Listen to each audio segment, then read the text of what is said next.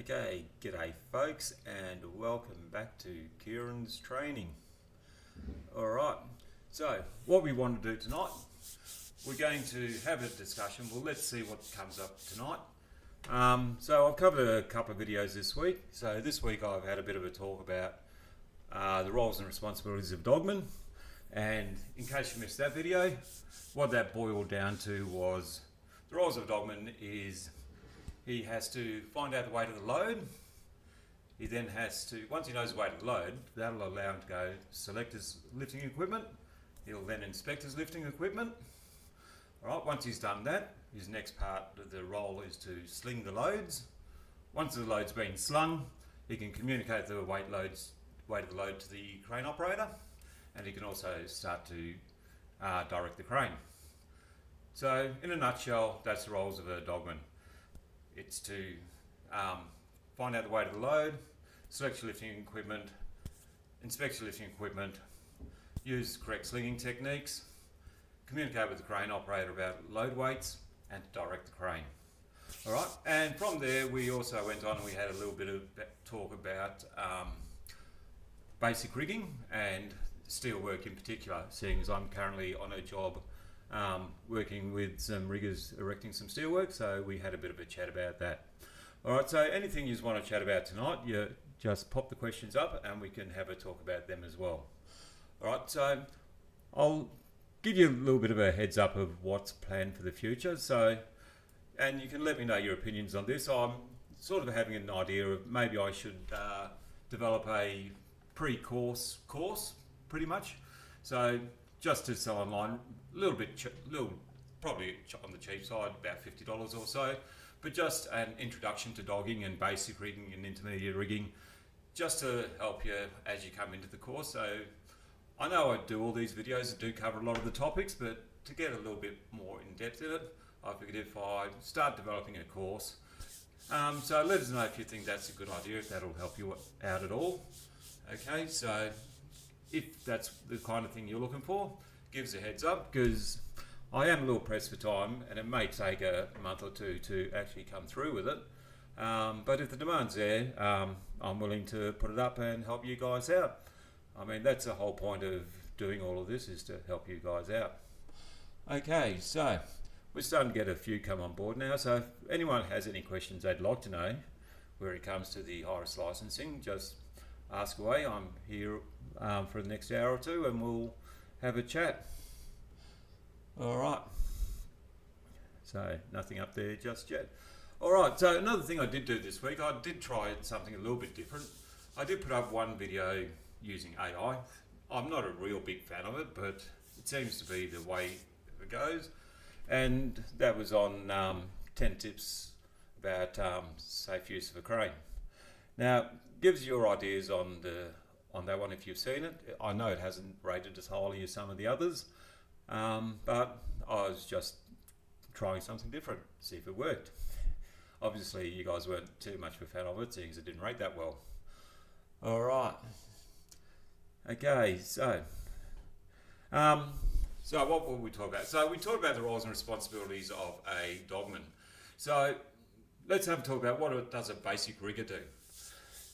So, and I will put this into a video specifically for basic rigging, but when we look at basic rigging, so the tasks a basic rigger can do that a Dogman can't, well, number one is erect the structural steel. Okay, that's probably one of the main things that a Dogman as a rigger does do, and that's the main reason people get into basic rigging, is for the steel work. Okay, all right, before we carry on, we've got Layen here. Have you got any shortcuts for shortening the leg chains quickly and efficiently? Awesome, good question. Actually, a quick tip I do, and I've seen a couple of other people give suggestions about carrying cable ties in your pocket to measure them out. Look, what I do is when I'm counting out the links, I only ever count one leg. All right, so if you count down the links one leg, and then you put the two legs together and make sure you've got an equivalent one on both sides, then drop them into the shorteners. But it's a really good idea to make sure the shorteners are facing out rather than in, if possible. And look, I do have a bit of an issue with some places. A company I worked for, they bought some 100 grade recently, and the 100 grade, when we bought them, both shorteners were facing in towards each other, and you couldn't flip the ring over, because with a 100 grade ring, it doesn't allow the hamlocks to slide past the point on it. So in my mind, if the companies are making these chains, they should learn how to actually position the shorteners on them properly. It would make life a lot easier for everybody. Yeah, so all I can say is just count one leg, push your two legs together so you get the equivalent lengths on both sides, and then just count them up and then just put them up. All right, if you're only doing one leg, essentially just look at what the difference is in height between the 2 points and put it on. And look, a lot of times it is just trial and error if you're trying to get something exactly level. Now, on saying that, keep in mind what a lot of crane drivers will get frustrated. I do see it a lot. Riggers will pick something up and down 20 times to try and get it perfectly level, when realistically, unless you're putting something in that's in situ or something like that, it doesn't have to always be perfectly level. If it's on a slight angle as you lift it, as long as it's secure, it's really not going to make a difference. So don't go up and down on load 10 times trying to get it dead level. If it's out just a little bit, it's not really going to harm anybody. Okay, unless of course you might be putting in a bit of pipe work where it needs to be dead level or on a specific angle. Okay, so I hope that helps. Without having the chains here and being able to demonstrate, it does make it a bit harder, but if I do get the chance, I will maybe do a video on that as well. All right, so that's one question down. All right, so back to where we were. So basic rigging, what's involved in basic rigging? Oh, here we go, next one. All right, so do you happen to know, where we go? Do you happen to know when the rule coming in that make it mandatory for freighter operators to have CN rather than having C6 cover it? Okay, so there is talk of CN being taken off the hierarchy of control. Now, there's nothing set in stone yet, and as far as I know, look, if something does happen, it's not going to happen for a couple of years, and I wouldn't say that it would affect people who currently have C6 if they can prove that they've been driving a CN. But honestly, I couldn't give you an exact date, and I wouldn't say any time within the next couple of years. Anything that Work Safe, or well, I should say Safe Work Australia does, it's going to take time. Now, in saying that, I believe it's a good move. I honestly believe that the CN license shouldn't be on a slewing crane ticket, because they are a completely different machine. You should really be trained on that machine. And look, also remember, if you do get a C6 ticket, just to drive a CN, in your training, you're not going to cover the CN. My advice would be, and look, it is part of the duty care of the employer as well, but make sure you are trained correctly on a Frenner or a TID or a Hummer or whatever that machine is before you actually operate it, because they are completely different and they are actually a lot more dangerous than a slewing crane ticket. So do yourself a favour, get some training on that as well. I'll always advise, unless there's a specific reason for it, get your CN before your C6 anyway. Okay, and will current C6 Frenner operators be grandfathered in? All right, yeah, so as I was saying, I can't see them denying you to be able to do it if you can currently do it. Look, I don't know their processes, but I do know, and might show my age here,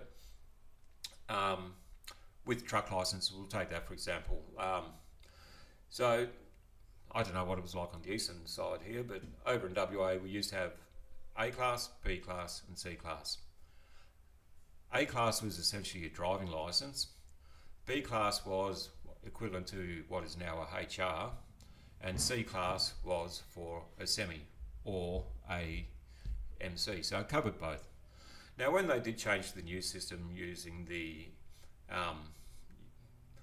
LR, MR, HR, HC, MC, if you had a C class license, you had to show evidence that you had driven multi-trailers before they would give you the MC. It wasn't done automatically.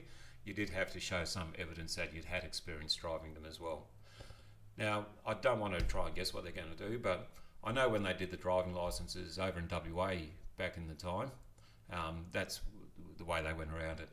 So if you had a C class, you automatically transferred to the HC, which is your heavy combination. And if you could show evidence that you had driven multiple trailers, then they would give you the MC as well. Okay, so no exact answers, but just what I think will happen. But like I say, I don't think it's going to happen anytime soon. Hope that helps. All right, where were we? Basic rigging. Okay, we'll get to the end of this soon. So basic rigging, what a basic rig can do that a Dogman can't. You can erect structural steel.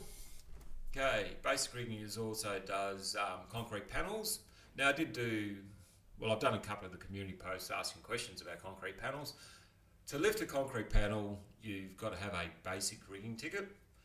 If it's a tilt panel, so tilt panels are generally constructed on site and in casting beds, and you typically need equalising equipment to lift them up. So if you're doing a tilt panel, you need to be an intermediate rigger. But if it's a concrete panel and you've just got the edge lifters on the top of it, you can lift them as a basic rigger. But keep in mind, even if you're using edge lifters, if you are rotating that panel, even if you're only using the one crane, using the two hooks on the one crane, it does still count as a dual lift, in which case you'll need your intermediate to do that. So as far as concrete panels are basic, so long as it's just directly on the top of it and just lifting it straight up and straight down, you're not rotating it, then you can do with a basic rigging ticket. The other things a basic rigger can do is they can set up static lines, they can set up safety nets, they can erect and dismantle materials hoists, they set up winches, and pretty sure I've covered them all. Alright, and they're pretty much the things you're going to do in the practical assessment in a basic rigging as well. The other thing you will do in the practical assessment for basic rigging is you will also obviously do a couple more knots, and you'll do a splice. Now the assessment says you've got to do a splice, so I know I personally do a nice splice in the assessment, but to cover the unit there are a couple of different splices you need to do, and you also need to be able to do some whipping as well. Now don't forget, the high risk assessment is only done after you've completed the unit of competency. So you need to meet the actual unit of competency. So the unit of competency may have a bit more than the assessment does, but you need to be able to pass that unit of competency before you can sit the practical high risk work licence. Alright, okay, so we've covered off our basic rigging. So now if you do want a heads up on the knots, the splicing, any of those sorts of things, don't forget you can jump onto some of the previous videos and you can have a look at them as well. Alright, now I'd still like to know what some of you guys would like to think about an online course. It's something I'm umming and ahhing about because it is going to take a bit of my time to devote, and I want to actually know that it's going to be worth my while, that you guys are actually interested. So if you don't want to jump on and say anything now, pop in the comments at a later stage, or if you're watching it at a later point, jump in the comments and just let us know your thoughts on it too. Alright, because I would like to help you guys out as much as I can. Alright, so do we have any more questions out there before we keep going? Alright, no, nice and quiet out there. Everyone's feeling a little bit shy tonight. Awesome, alright. So, what have we got? We've covered dogging and basic rigging. So, intermediate rigging. So, intermediate rigging. Now, the things you do in intermediate that a basic rigger can't do is, well, we discussed the panels. So, if you are doing tilt panels, so essentially if you're using equalising gear on a panel, you're going to need to be an intermediate rigger. Also, if you're going to rotate that panel, you need to be an intermediate rigger as well. Right. Excuse me. Another big thing that intermediate riggers do, and it's something I've done a lot of, is doing multiple crane lifts. So using 2, 3, 4 cranes to lift a load. So that's covered off in your intermediate as well. Because, look, and this is one reason that I'm not a fan of when people rush from basic straight to intermediate. Because when you're doing things like multiple crane lifts, you want to have some sort of clue what you're doing. It's not something you really want to rush into. So I'd always advise, before you do sit intermediate, always try and get that little bit of time under the hook before you actually go through it. And it'll give you a better understanding of the processes of going through all that sort of stuff as well. Okay, so tool panels, dual lifts. Okay, because remember, dual lifts are a big responsibility as well. They can be rather complex. It's not always 2 cranes. The biggest one I was involved into actually used 11 cranes, 11 franners, and it was a little bit complex, especially when not all the franners were the same capacity. It just did make it a little bit harder. But we did have a rigger that knew what he was doing at the time. Luckily I wasn't rigging. I don't like hard work, and that would have been a lot of running up and down. But he knew what he was doing, and he had a good control of it as well. I was lucky enough to be working with him. I was just sitting in the crane, just doing as I was told, as any crane driver should do. I shouldn't really say that. We try and do what we're told when we can. Okay. The other things intermediate riggers do, build cranes. Now, tower cranes, crawler cranes, even if you're just reeving up a crane, ideally you should be an intermediate rigger as well. Something, once again, you don't want to just go through all your licenses and then be expected to jump a tower crane as well, or put together a crawler crane. They are rather complex, and you really hate to miss a step when you're putting it together. Now, in saying that, and this is a question I do get a lot, is do you need a gold card to do a tower crane? Now, the simple answer is no, you don't. But in saying that, a lot of places, Victoria is a good one for it, where they do say you need that extra ticket. Now, it's not a legal requirement, but on most sites, if you want to do it, they're going to expect you to have that gold card as well. All right, so just keep that in mind. Sometimes just having the license isn't enough. For some sites, you will need that little bit extra as well. Another one on that side of things is if you're in WA and doing tilt panels. So although tilt panels are covered by intermediate rigging, you will also need to do a tilt panel course as well in WA before you can actually do tilt panels, and that is actually a requirement in WA. Another one of those you will come across quite often is a lot of sites will ask for a yellow card for a scissor lift. Now, there is no scissor lift license. I'll get that straight right away. Even though if you look on the yellow card, it does say scissor lift license. It's not a license, it's a competency. Now, to drive a scissor lift, you have to be competent to drive it. How the employer wants to determine competency, that's going to be up to him, whether he wants you to go through and have the yellow card, or go through a different RTO and do their scissor lift course, or whether he does a bit of training on the scissor lift himself. But it's the employer's responsibility to make sure you're competent, and how he does that is going to be up to the employer himself. All right. Okay, so any more questions out there for us? Anyone out there? Have we got anyone out there who's just signed up to do a course, or is going to be doing one in the next couple of weeks, that wants to know anything about it? Now's the time to jump on board and ask away. All right. Okay. Are you familiar with the PC28? Just curious to know why, when turning the key, the computer shuts out your axle weights, which I think is dangerous. Is there a specific reason? All right. Now, up front, no, I haven't. In terms of articulating cranes, the only articulated cranes I've driven are the Frenner, and with the Frenner I've driven every model I can think of: 10 tonne, 12 tonne, 14, 15, 16, 18, 20, 22, 25. Haven't driven the 40. and I haven't driven an 8-tonner. I've also driven a few Hummers and driven a Ranger. That was a dangerous piece of machine. Didn't like that at all. And the old Linmac. And of course, I did actually first get my CN license in a wobbly. But TIDS is one I haven't had anything to do with. All right, so I can't actually get on that question for you. But if anyone out there does know the answer, maybe you can help out and let us know. All right. Craig has just got his dogging ticket. Good on you, Craig. Okay. And my boss has thrown me in the deep end. I find myself sinking more than swimming.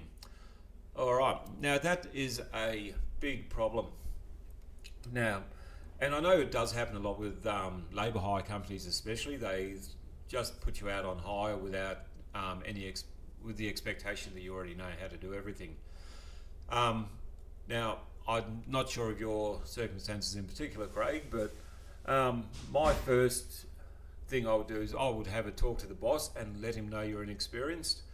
Now, it is the employer does have a responsibility. It's actually written into his duty of care that he must provide adequate information, training, supervision and instruction. Now, if he's just putting you out there without having that experience or having any that information, well, he can be liable if things do go wrong. So I'd have a chat to him. If you're not confident, ask if you could be put out with some more experienced riggers.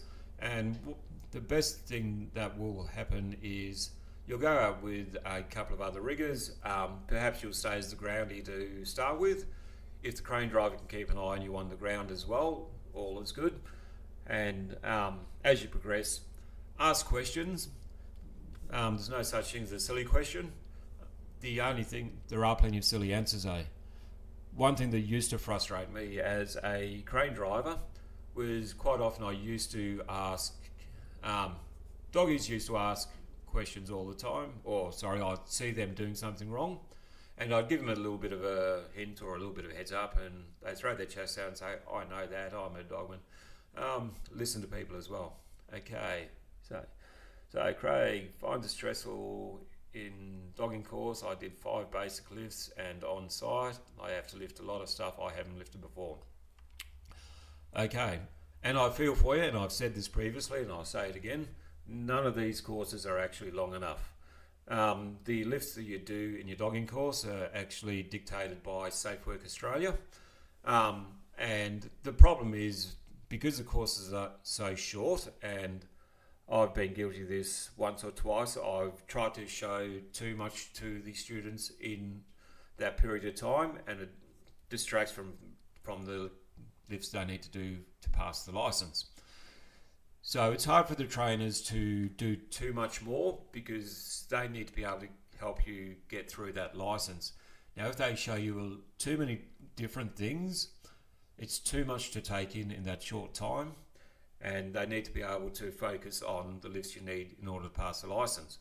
Now, once you get out there, that's where you need to actually talk and ask people and ask for help. Never be shy of saying you're green. Everyone would prefer you say that than try and bluff your way through as well. But unfortunately, with the way things are at the moment, you don't always get that opportunity. Okay, Holly, those first 2 words in entertainment. All right, now I'm not an entertainment rigger and I know it is a big different kettle of fish, but I have trained quite a few. So there's not much you can use doggers or basic for. Almost everything is 2 or more points. There is talk that the rules may change in future for counterweight needing doggers. Okay, so for doggers, well, look, there are a couple of things you will do in that do help. So, and the most basic thing of a dogman is learning to be able to find out the weights of loads, and I do understand most of your stuff's probably stamped on your predetermined weights, but you also need to be able to select and inspect your lifting equipment. Now, even though you've got lifting equipment that may be specifically for that, you still need to be able to inspect that as well. So you do need your dogging on in that basis. So almost everything is 2 or more points, yes, and so in that instance, you'll need to have, if you're using 2 winches to pull it up, that's where you'll need to have your intermediate rigging to cover that as well. As far as talk that the rules may change in the future for counterweight needing doggers, look, you still need your doggers as far as selecting lifting equipment anyway. Now, with entertainment, and I've said this all along, the advanced license, as far as I'm concerned, isn't needed in construction in most instances. There is the rare occasion where you may need it, but very, very rarely do you need advanced. Whereas in the entertainment industry, especially if you're going into films, etc., you'll find advanced rigging is going to help you when you're doing swing stages and all that sort of stuff as well. All right. Yeah. So yeah, entertainment. Look, and I do feel for the entertainment industry because nothing that we really teach in any of the courses really does cover a lot of what you do in entertainment. And look, if someone out there with a bit of experience actually developed a course for the entertainment industry, I'm sure it'll make them a very rich man. But that person won't be me, because I will never try and pretend to be something I'm not, and an entertainment rigger is one thing I'm not.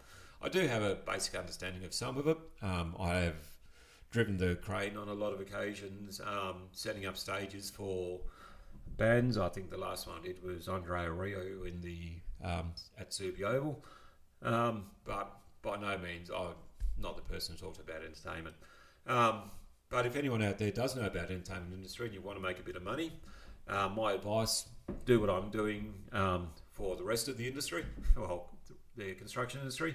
Jump online and start putting out a few videos, because I'm sure there's plenty of people out there that are interested in it.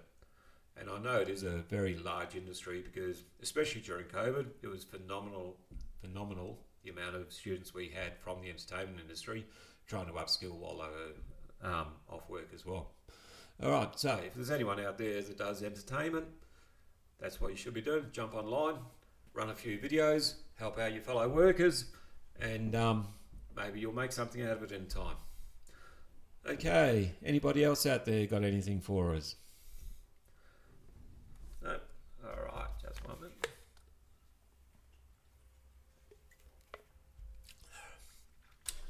Throat's getting a little bit dry. Okay. All right. So, any more questions we got out there from anybody? Yes? No? All right. So, we've covered the dogging and the rigging, etc. What about cranes? Anyone out there, any crane drivers wannabe crane drivers out there are interested in what they need to learn? Anything along those lines? Or we got any current crane drivers that want to upskill? All right. Yes? No? All right. Now that we've got a few more on, do we have anyone else with any thoughts on whether or not I should start delivering a course? Is that going to help a few people out? Okay. Howdy. Gold card. How do you get one? Is there any course for that? Okay. Now, I'm not from Victoria, and yes, there is a course for the gold card. I couldn't tell you where to get it at. If you like, as we're talking, I can try and find it out for you and see if I can come up with anything. I get the feeling it may be done through the EWPA, but I can't guarantee that.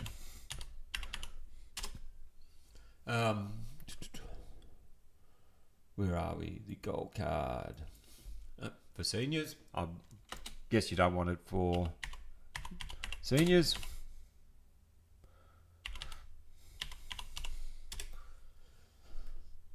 Okay.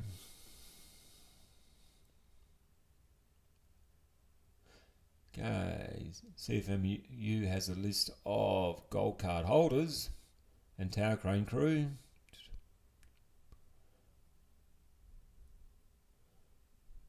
Okay.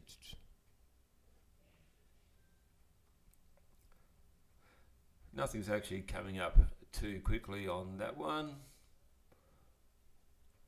All right. No, I'll keep looking, and if I do come up with it, I'll let you know. Okay, so Raj wants me to develop a course. Awesome. All right, because yeah, and look, my thoughts behind developing a course is I've been doing a lot of these videos sort of ad hoc as I come up with new ideas on what may be needed and what I can cover, and I'd like to put it more in a chronological order and sort of straighten it all out and sort of cover off all the points rather than just a little bit here and a little bit there. And if it helps you guys get through the assessments or little pre-course learning material, I reckon it'd be a great idea. Because look, the one thing I will tell you is when you do these courses, it is one hell of a lot of information to get through in a short period of time.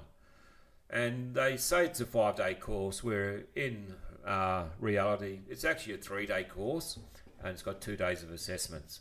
So it's actually a lot of information to try and get through in those 3 days.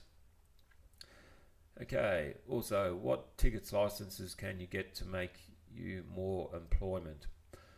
All right, so if you're looking at, if you're looking at construction in general, things such as a boom lift and scissor lift, working at heights.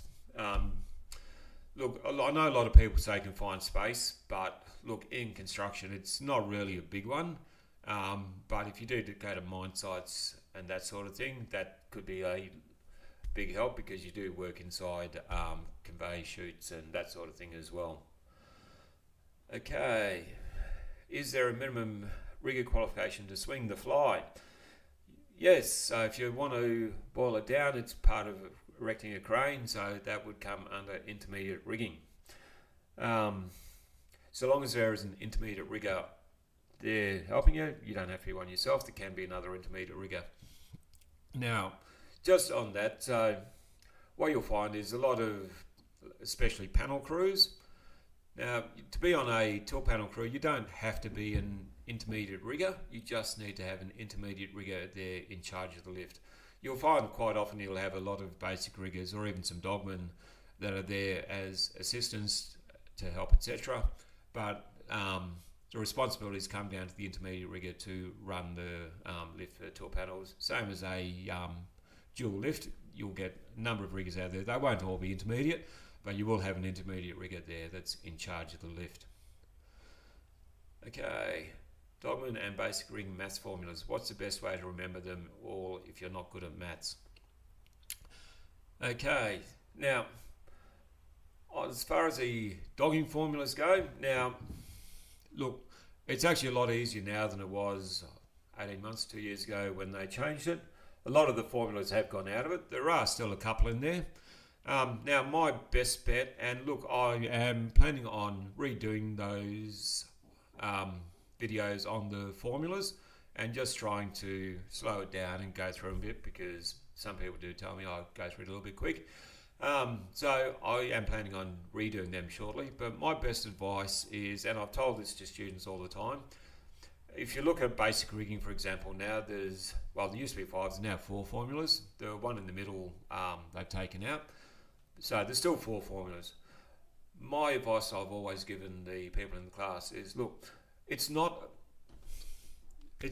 don't even count it as maths. All it is remembering the formulas. Now, go through my videos and write the formulas down in order. Once you've got them written down, write them down 50 times in order, 100 times in order, whatever it takes to just remember what those formulas are. Because when it comes time to do the assessment, if you can write the formula, then all you need to do is write the numbers underneath the formula. So whatever numbers you get off the assessment, write them underneath the formula. You jump on a calculator and you've got the answer. So there's no great maths involved, and you can use a calculator in the assessment. So all you need to do is actually remember the formula. If you do that, get them in your head, then it's a breeze. Just write the numbers underneath it, jump on a calculator, and get the answer. So, like I said, go to my videos on the Dogman calculations. Look, I know there's one missing now. I sort of missed one when I went from the old formulas to the new ones. and that's one on how to work out the weight of a pipe. And I am going to do that hopefully within the next week, because somebody did point it out to me this week, because I don't.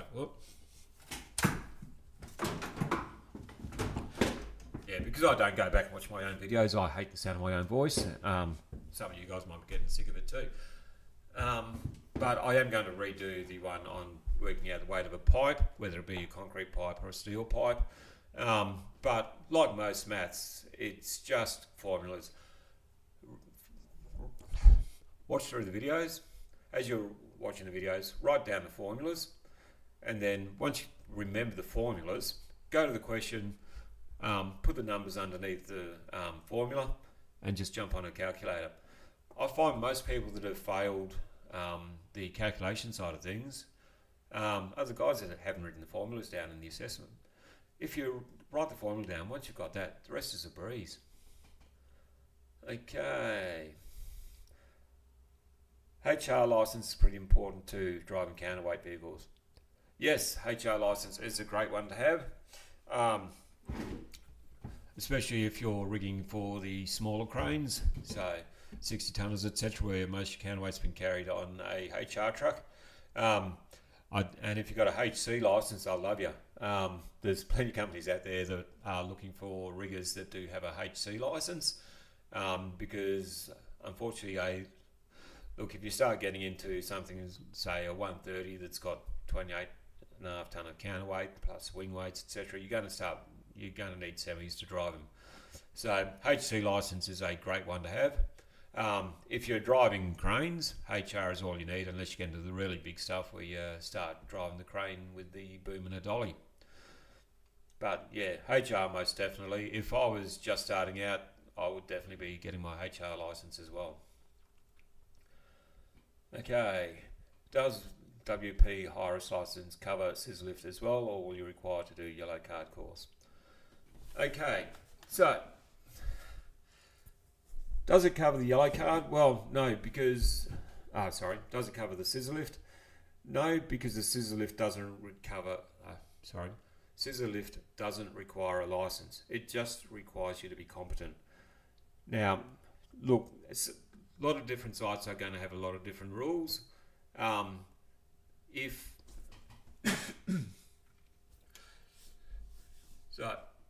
look, how can I put this? So, and look, I find it ridiculous that you go to a site, and I don't understand this in the slightest, but we'll take the scissor lift out of the equation. You've got a high-risk license to drive a boom lift over 11 metres. And then you go to a site and they've got a boom lift that goes to 10 metres. And they say, no, you can't drive it. You haven't got the right licence for it.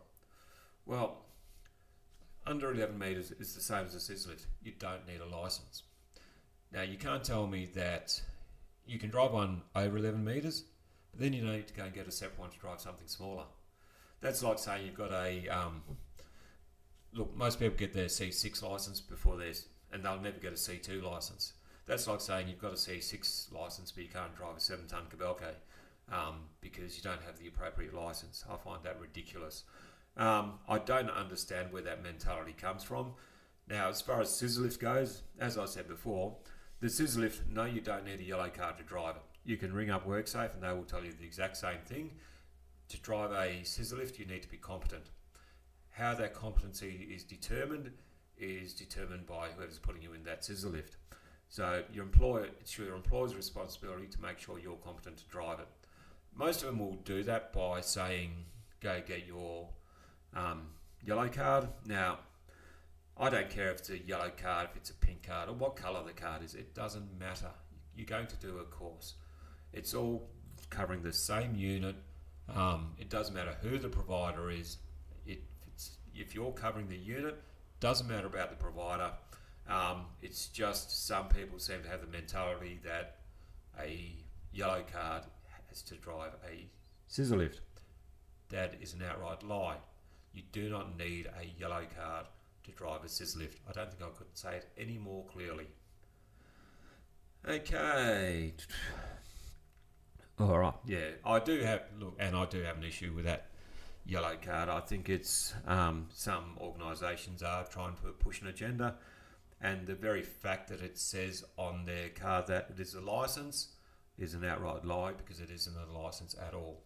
It is only a competency. All right, and they're quite welcome to come back and say something to me about that, and I'll win that argument every single time. All right. Oh, that's great conversation. All right, keep the questions coming. So anything else we need to know out there? Oh, we were talking about what's going to help make you more employable. All right, so as I said, some of the basic ones are always going to be working at heights, boom lift. Look, as much as I was just saying it's not a license, a lot of companies do ask for your yellow card. So look, if it's going to help you at the end of the day, it's not going to do any harm either. Obviously, one I haven't mentioned, but shouldn't take for granted. If you're not sure, you've got to have a white card. All right, or if you're a bit older, you might have a red card or a blue card if you're interstate.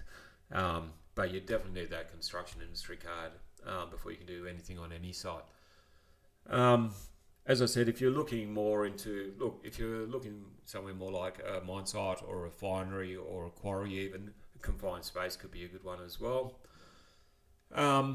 If you're getting into the crane industry or the dogging and rigging and pretty much anywhere in construction really, I don't think it would do any harm if you did have a spotters course, an electrical spotters course, or your RII or RIW card for working next to the rail. Look, the more tickets you have is always going to be better. But look, that doesn't mean I'd encourage anyone to go out and go through, get all their tickets to get advanced riggers and open crane license without any experience. Be realistic about it. Just get those base ones to get you started, and then once you get started, then you can start working your way up. Okay, our crane operator thinks he is helping get the steel when we want, when not instructed, and simply it's dangerous at times. How would you approach this when we have called it out and stopped work? Crane operator thinks he's helping get the steel where we want when not instructed. Look, the most important thing in cranes is communication, and it's talking to each other. And look, I'll tell you from personal experience, and look, I've been around quite a long time. 9 times out of 10, and the crane drivers will put the steel right next to where you want it. Now, if you're going somewhere completely different, tell them, or tell them, all right, I'm a little bit busy at the moment, just hold on to the next one, I'll give you a call when it's ready to come up. And when it is, he'll get it most of the way there, and then it's up to you to guide him in. He shouldn't be trying to put it on top of your head. He should just have it close by, so that pretty much all you'll need to do then is direct him in. But look, most times he will put it right next to where you want it, but if you're not ready for it, let him know. If you need to do something else or go somewhere completely different, but also keep in mind, as if I'm rigging something, once I've taken the one load off, I might say, righto mate, the next one's going to be another 3 metres over to your left and probably another metre boom down. And that way he'll know where he's going and he can have it waiting for you. You got to remember, especially when it comes to steelwork, a lot of it on a lot of sites, it's all about tonnage as well. It's about getting it up as much as you can. That doesn't mean making it dangerous, but you and the crane operator, you do need to talk to each other and sort of get that communication happening as well. He might have had 20 years of working with a crane crew where that's exactly what they've done, and they've known each other and they've worked together well, and they've got to realise new crew, new people do things different. So you just need to talk to each other as well. All right. Can you explain the calculations when using 2 chain sets, both 2 legs when lifting, example, a 10-ton load lift? All right, so you've got 2 sets of 2-leg chains. So you've got 4 legs essentially. Now, if there's anyone overseas watching this, you're going to say that's not right. But in Australia, if you've got 3 legs or 4 legs of a chain, you only ever count 2 legs as carrying the load. Now, when you've got those 4 legs on, what you've got to remember is you've got to look for the biggest angle between any 2 legs. So you might have 2 sets and both sets only have 60 degrees between the legs. But if you look across the diagonals, and there might be 90 degrees across the diagonals. So when you're working out how much you can lift, you get that biggest angle, and that's the angle you're going to take into account. So you only ever count 2 legs, but you look for the biggest angle between the 2 legs, and that's the angle you use when determining how much you can actually lift. All right, so hope that makes sense. So if you're lifting, well, let's go a little bit further down the rabbit hole. Okay, you're lifting a 10-ton load. All right, so if you're lifting a 10-ton load, you're going to be using, well, you're not going to be using 10s. I'm just going off the top of my head here because 10s are 5.5. 13s are 9 something. So you're going to be going to 16 mils. So 16 mil chains, look for the biggest angle. So you'll grab your 16 mil, look at the tag, look at your chains, see where you can see the biggest angle. Now it's usually going to be the angle between the 2 diagonal legs, not always. So look for the biggest angle, usually the one between the 2 diagonals. Whatever that angle is, that's the angle you're going to use in determining the capacity of using those chains. So if you couldn't lift 10 ton using 4 legs of 10 mil, because even though 2 legs are good for 5.5 ton, 4 legs doesn't make it good for 11, because you only ever count 2 legs as carrying the load. All right, so hope that helps. Oh, look, in saying that, I will come back to that just 1 minute. If you're using 2 different sets of chains off a spreader bar, all right, that changes it completely. Then you do count them separately. So you'll have 2 legs on one side, 2 legs on the other, right? In that instance, you could use those 10 mil chains to lift that 10 ton load, as long as you've got a spreader bar balancing the load between them. All right. Okay, here we go. Holly. So there's lots of sites such as the Grand Prix and Crown that won't give you keys to scissor unless you have a yellow card, as it's a site rule. Crown also requires spotters to have a yellow card. All right. As I said, I don't necessarily always agree with site rules, and I have run across it quite a few times. And look, I think a big problem is what it comes down to is, look, and I hate to say this, but you do get a lot of safety officers that they hear one thing and that's what they believe. Doesn't make it true. And the reason I hate saying is that right now I'm actually currently working as a safety officer, filling in as a role for a couple of months. Look, sometimes it takes a little bit of education. But what you could always ask them to call WorkSafe and ask them if a yellow card is required. But let them know the yellow card is no more than a unit of competency. So it doesn't matter who the RTO is that delivers it, whether it be the WPA or any other RTO. If they deliver a unit of competency, whether it be the RII unit or whatever the case may be, you've passed that unit of competency, so it's the equivalent to having the yellow card. All right, and look, as I said, I don't always agree with what the sites say. Some of them do get it wrong, and in that instance, I believe they have. All right, and they're also required to have spotters to have a yellow card. Now, I'm glad you brought up the spotters. So, now, this is something not everyone listening may be familiar with, because I'd actually never heard of a qualified electrical spotter before I moved to Victoria. Now, if you're in a state, I'm not sure how many can actually do it, but if you're in a state where you're required to have a trained electrical spotter to spot when working near power lines. Now, as a electrical spotter, if you're going to spot for a machine, you have to hold the equivalent ticket to that machine.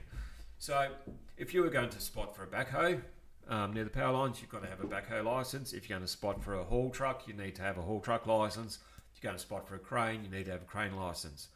However, if you have your electrical spotter's ticket and your dogging ticket, That means you can then spot for any machine that you like. You don't have to have the equivalent machine ticket. So your electrical spotters plus your dogging license will allow you to spot for any machine. I mean, it takes away that need to have those individual tickets as well. So those are two things that do go great hand in hand here in Victoria and whatever other states may possibly use electrical spotters for machines. So if you've got electrical spotters and dogging, you can spot for any machine, and you don't have to have individual tickets on top of your electrical spotters. Okay, is it as simple as making sure each chain set can handle 5 ton? Alright, well, no. So if we're going back to the more than 2 legs, it's the rule of thumb, well, it's not a rule of thumb, it's the law. We only ever, if we've got using 4 legs of chain, we only ever count 2 legs. Now, there's a couple of reasons behind that. Now, hang on, I'll bring this up and see if we can say it. Alright, we've got 4 legs on each, got a leg on each corner. Well, where are we? Here we go. Now, if the crane starts to slew, alright, with the motion, it's going to lift up a little bit like that if you take off a little bit quicker. And what's going to happen? You're going to have all the weight on 2 legs. So they need to be able to support that whole weight. Because whenever you move it, you're going to get that slight little movement in it. And if you've seen some of the crane drivers I've seen over the years, you do get a lot of movement in some of them. Swinging Mick comes to mind. He got that name for a reason. But look, whenever the load is moving, different forces act on different parts. So you've got to make sure there is a time where all the weight is going to end up on those 2 legs. So those 2 legs must be able to support the weight of the load. I do believe in America, etc., they count 3, but we're not over there. We're here in Australia, and I believe our way of doing things makes more sense. All right, so hope that helps. All right. Any good ways to start getting into more specialised types of rigging like tower crane erection and dismantle? All right. Talk to people. Look, at the end of the day, it doesn't, like I do talk a lot about cranes and rigging and everything else, but it doesn't really matter what field you're in. The best way to get into other fields is communicating with people who are in that field. Look, I will tell you, look, personally, I haven't, from a rigger's perspective, I haven't pulled down any tower cranes. I have on a couple of occasions been sitting in the real crane that pulls down the tower crane. That's just my little dig at the tower cranes. But I've been in that position. But the only way to really get an experience is to get out there and talk to those guys that do it. What you'll find is most of the riggers on the site, they're not going to be the ones jumping the tower crane. So let's off the top of my head, let's say if you had a tower crane from MCG out on site and they need to start jumping it, well, the riggers that are working on site aren't the ones that are typically going to be jumping that crane. MCG or whoever owns that particular crane are usually going to send out their crew to jump the crane. Now, if you want to get into that field, I would actually look to the companies that own the tower cranes, not just the sites that have those tower cranes on. Because those sites that have the tower cranes, they're only renting them from somebody else. So go to those companies that are renting them out, and they're the ones that are going to have the riggers that are in that sort of field. So they're the ones you need to be talking to. Those companies, they'll have other rigging jobs as well, so you can get a job there as a general rigger and then sort of work your way into that field would be my best way of doing it.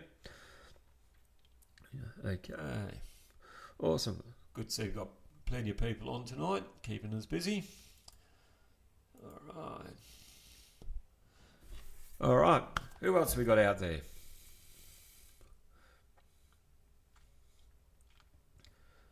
Okay.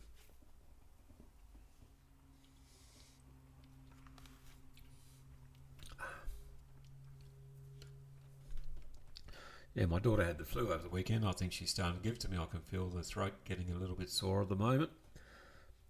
All right. Need to keep it a little bit wet. Okay. All right. So, how else are we going out there? All right, I also did another one recently on how to get a start in the mines. That seemed to get quite a bit of interest. Now, that's something that does amaze me. I do hear it quite often, and there's so many people that come through and say that they want to move over west or up to Queensland to get a job in the mines, and they hear all these stories of how much money you make in the mines. Look, I'll be honest with you. I made some good money in the mines, but most times I made good money on the mines. It was in mine site construction, not so much in the mines themselves. You actually probably make more money, like here in Melbourne at the moment. There's more money to be made here in Melbourne on the projects than what you're going to make out on the mine site. Now, on a mine site, you actually used to make quite a bit of money, but it was never an hourly rate. The hourly rate was never that flash. The reason you used to make so much money was the amount of hours you used to do. You used to do your 12, 14-hour days, 13-day fortnights, 4 weeks on, 1 week off. But it was a lot of hours, and the only reason you got paid so well was the amount of hours you do, but you nearly killed yourself doing it as well. Whereas you get a much higher hourly rate, and you can actually make a lot more money and a lot more time at home, and you can actually see your kids grow up rather than working away all the time. My advice would be always try and get something closer to home. Look, if you're single and you can stand being out there by yourself and manage to put a bit of money away, by all means go for it. It is a good way to save money, but unfortunately a lot of people get distracted while they're up there, whether that be especially with the internet now. There was no internet when I first went up there, even until a lot more recently. Didn't have a lot of mobile coverage either. So, but with the advent of the internet and online gambling, and look, a lot of people manage to find a lot of ways to spend money. But if you can look after your finances, you can actually make some good money, but you've got to be able to put stuff away for those times as well. If you did notice when there was a few problems with mine site closures, etc., the amount of flash new cars that went for sale in Perth was ridiculous, and they were all going cheap because everybody wanted to buy all the toys and they didn't put anything away for a rainy day. Okay. All right. How are we going out there? Anyone sick of listening to me yet? I don't know how a lot of my students actually made through it, listening to me all the time. And worst part was, then they went home and listened to my videos as well. I couldn't have done it. One of them actually told me he got in trouble by his missus because he was laying in bed listening to I couldn't imagine doing that. All right. Okay. So, what else do we have out there, guys? We've covered a fair bit on the rigging side of things. What else do we want to know about cranes? All right. So, do we have any crane drivers out there listening? Anyone disagree with what I've been saying so far? Awesome. You're all an agreeable bunch. Good to see.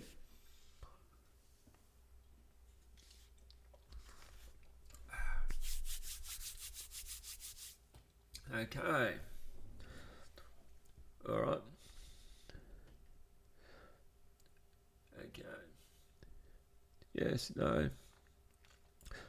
All right. So, we had a little bit of chat about the CN and the C6 coming off it. All right. Look, another CN's one thing that a lot of people do the C6 for, to try and cover off two birds with one stone. Another one that is quite often people end up doing C6 instead of doing CV as well, and that one does really bug me as well. CV is completely different. CV covers just your vehicle loading cranes. Now, that is even a lot different as again. All right. Okay. We'll jump back to that in just a sec. What do we got? There is a ticket for self-erecting crane, CS, in high-risk work, but I've never seen one. How do you operate them or rig for it? Okay. The self-erectors. All right. So, I'm not a fan of them. Look, self-erectors, they're basically all operated by remote. They come along, they stand themselves up, etc. Only ever going to find them on smaller sites. And I believe the only reason they're going to be on sites is because an employer is too cheap to pay for both the crane operator and the rigger. It's one, look, I've got my licenses right through to CO. I've got my CT. One thing I will refuse to get is the self-erector. For a start, I believe if you can't drive it while you're on, it's not covered by a CT. It's a class of its own. And if you get a self-erector, it means that you are both the operator and the rigger. So you'll be running around, hooking up your own loads and doing everything for yourself. All right, so you'll be both operator and rigger. So you're basically putting on two hats and getting paid probably half the price, because you're not going to see them on a lot of big projects. You'll only get them on the smaller sites. Okay. All right, where was I? CV. Yes. So CV, vehicle loading crane. It's actually, look, it's a quite difficult course in itself. The only I understand why people get in C6 to cover it. CN won't, but C6 will. And unfortunately, there's not enough providers out there that actually deliver CV. So if anyone out there that is involved in training, try and get CV put on scope. I think you'll find you'll make yourself a bucket load, because it's one of those courses where if you've got the equipment to do it, you could actually go out on site and do them on site, and you will have people banging on your door trying to keep you busy too.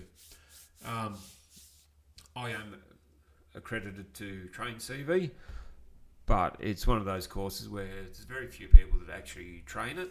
So you've got to try and find an RTO that does. And if you are driving trucks and need a CV license, I'd try and do a bit of research and find somebody that actually delivers that course, as opposed to going for a C6 as well. Okay. All right. Now, another little thing that sort of just popped into my head, and look, mainly because we were talking about truck drivers. Now, what you've got to remember, and a lot of truck drivers don't realise this, and a lot of people on site don't realise this. You do get a lot of truck drivers that go out to pick up boom lifts, etc. from sites. Now, even though they're not, excuse me, even if they're only jumping that boom lift to drive it onto the tray of that truck, they still have to have a license for that boom lift as well. Even though they're not taking it up in the air or doing anything else, if they are just driving that onto the truck, then they need to have their CV license as well. All right, so a lot of people think, oh, I'm only driving up there, I don't need a license. Well, yes, you do. Okay. All right, so I think I'm going to call it a night there, because I think this little frog in my throat's getting a little bit bigger, and I'd hate to deal with it too much more than I have to. All right, so thanks for listening, guys. And look, if you're watching this in the future and you do have any comments or anything you want to talk about, just leave the comments in the section below, and we'll try and have a chat about it next week. All right, I am going to try and make this every week as far as I can. May miss a couple towards the end of June. I am going up to the Big Red Bash. Need a break as well, so I'll be heading up there for a couple of weeks, end of June, beginning of July.